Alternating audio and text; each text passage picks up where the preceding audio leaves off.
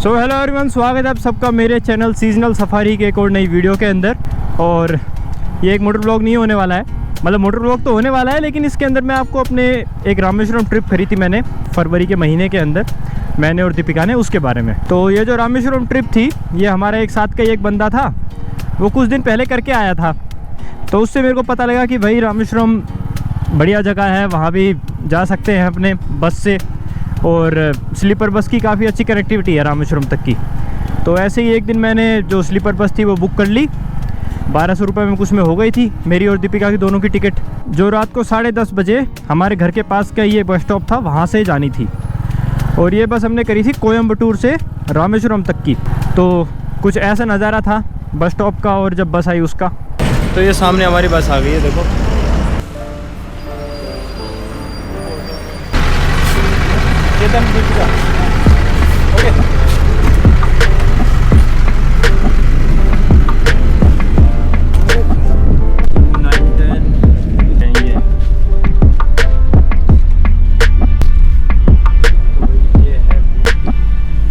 ये हमारी बस थी स्लीपर वाली, और मतलब काफ़ी बढ़िया बस थी। पूरी रात काफ़ी अच्छी नींद आई इसके अंदर, फुल एसी होने के कारण इसमें कोई भी शोर शराबा कुछ पता ही नहीं लगा कि कब हम पहुंच गए रामेश्वरम। तो रामेश्वरम पहुंचने से पहले पम्बन ब्रिज आता है, जो समुद्र के ऊपर ही बना हुआ है पूरा। तो सुबह हम उठ गए थे, क्योंकि मेन हमको पम्बन ब्रिज तो देखना ही था, जो मतलब कुछ 5:30 बजे के आसपास आ गया था। तो हमने बस से वो भी देखा।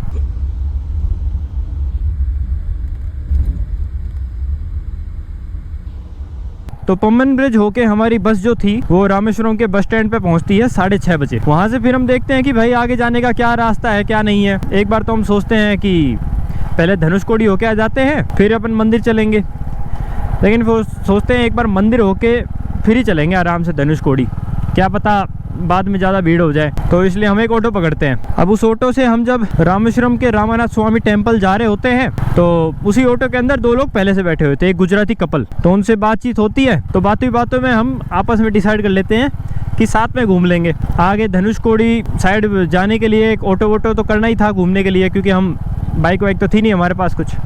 तो हम बोले आपस में साथ में मिलकर कर लेंगे, सस्ता भी पड़ जाएगा। तो पहले तो हम उस ऑटो से हम रामेश्वरम के टेम्पल पहुंचे, जहाँ पे जाके हमने देखा कि भाई भीड़ कुछ ज़्यादा ही थी और लाइन कुछ ज़्यादा ही लंबी थी।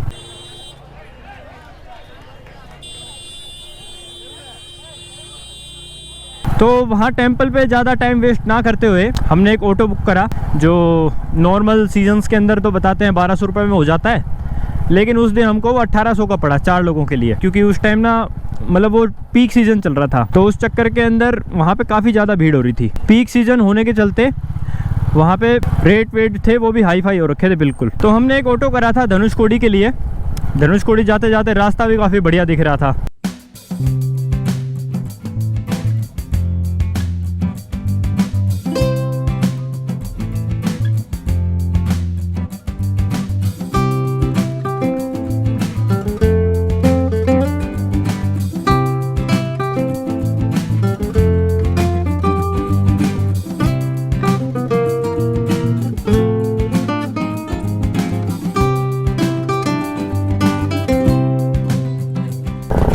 तो नज़ारा देख के भी काफ़ी मज़ा आया भाई, अलग ही। लेकिन वहाँ पे दुख की बात ये हो गई कि जब हम धनुषकोडी के लास्ट पॉइंट पे पहुँचे ना, तो वहाँ पे कुछ ज़्यादा ही भीड़ हो रही थी। दोनों तरफ गाड़ियाँ अटकी पड़ी थी, लोगों की भीड़ इतनी ज़्यादा थी। जैसे धनुषकोडी सोच के गए थे कि वहाँ आराम से नज़ारा देखेंगे, वैसा कुछ सीन नहीं था। तो इसलिए हम वहाँ से धनुषकोडी से निकले, और वहाँ रास्ते में आने वाले एक नॉर्मल से रैंडम से बीच पे ऑटो वाले भैया को बोल के ऑटो रुकवा लिया, और वहाँ पे हमने बढ़िया मज़े करे।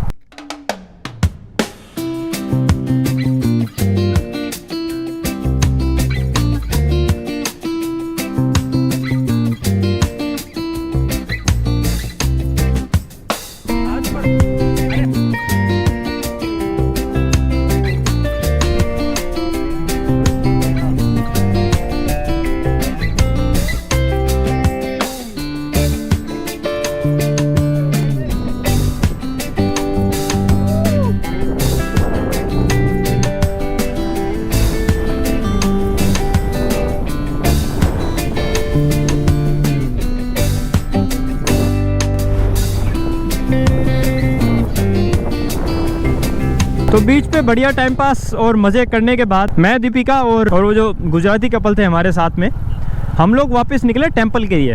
हम टेंपल मतलब धनुषकोडी से फ्री होके लगभग 2 बजे के आसपास पहुंच गए थे। अब वहाँ पे पहुँच के हमने पहले थोड़ा बहुत खाना वाना खा लिया था क्योंकि भूख भी लग रही थी, और खाना खा के और थोड़ी सी चाय पी के हम चले गए 22 कुंड स्नान वाली लाइन में।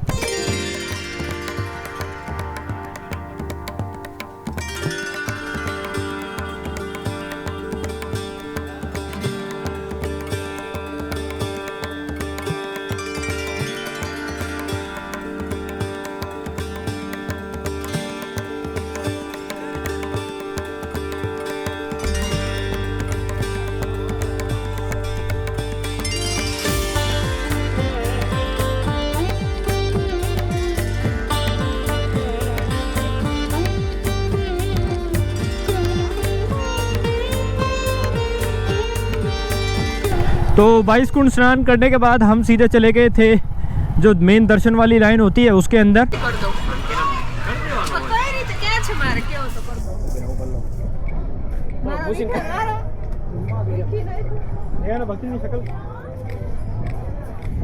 वहाँ पे भी काफ़ी भीड़ थी, जो गेट थे थोड़ी लेट खुलने वाले थे, इसलिए सब लोग लाइन लगा के वेट कर रहे थे। तो हम भी अपने लाइन में लग के वेट करने लग गए।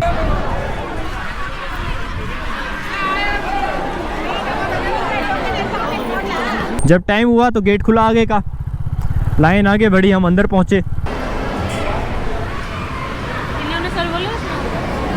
और अंदर पहुंच के हमने बढ़िया दर्शन करे भगवान के। और मतलब काफ़ी भाई मेन चीज़ तो ये साउथ के टेम्पलों में ना जो गर्भगृह रहता है मेन मंदिर का, जहाँ भगवान की मूर्ति रहती है और भगवान रहते हैं, वो मतलब काफ़ी बढ़िया सी जगह होती है, बिल्कुल अलग ही वहाँ पे एनर्जी रहती है।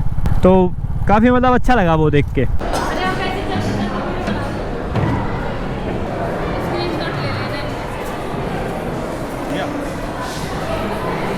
दर्शन करने के बाद हमने अपने लॉकर में जो कुछ सामान जमा करा रखा था, हमने वो कलेक्ट करा और वहाँ से हम पहुँच गए अग्नि तीर्थम।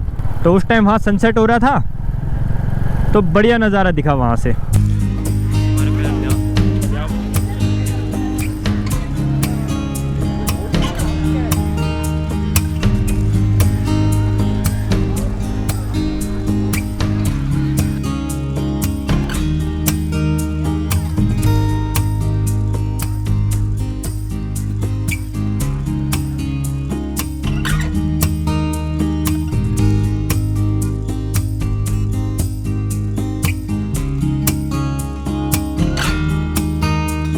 अग्नि तीर्थम देख के हम फ्री तो हो ही गए थे वहाँ रामनाथ स्वामी टेम्पल से।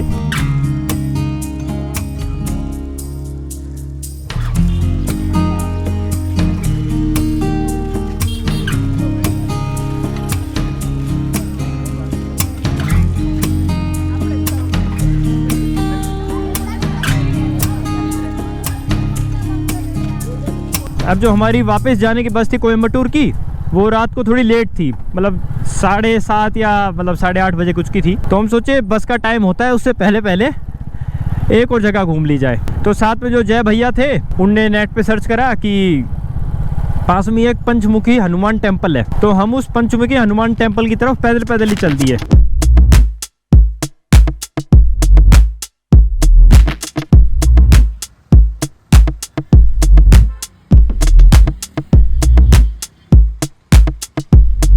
हम फिर पंचमुखी हनुमान टेम्पल पहुँचे। वहाँ पे जाके हमने बढ़िया दर्शन करे वहाँ पे पंचमुखी हनुमान टेम्पल में। वहाँ पे आरती चल रही थी, वो आरती ज्वाइन करी। उसके बाद साइड में ही जुड़ के एक और रास्ता जा रहा था अंदर मंदिर का ही, हम उसमें गए। तो वहाँ पे फ्लोटिंग स्टोन जो राम सेतु पे यूज करे हुए थे, वो वाले स्टोन रखे हुए थे, वो दिखा रखे थे। हमने वो वाले स्टोन भी देखे। फिर लास्ट डेस्टिनेशन वो पंचमुखी हनुमान टेम्पल हमने देखी, और रास्ते में आते आते एक लक्ष्मण कुंड और था जिसकी मैंने वीडियो नहीं बनाई, हमने वो भी देखा था। वो भी काफ़ी बढ़िया था। वो देख के हम सीधे बस स्टैंड पहुंच जाते हैं, थोड़ा बहुत खाना वाना खाते हैं पास के होटल पे और बस का इंतज़ार करते हैं बोर्डिंग पॉइंट पहुंच के।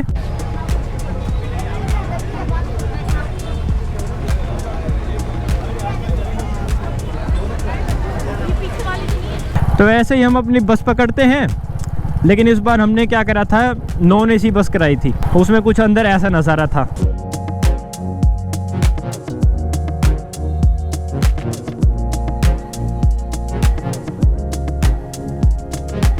नेशनल ट्रेवल्स नाम कंपनी की बस थी वो। हालत उसकी ख़राब थी, लेकिन बजट में थी इसलिए हमने कर ली थी।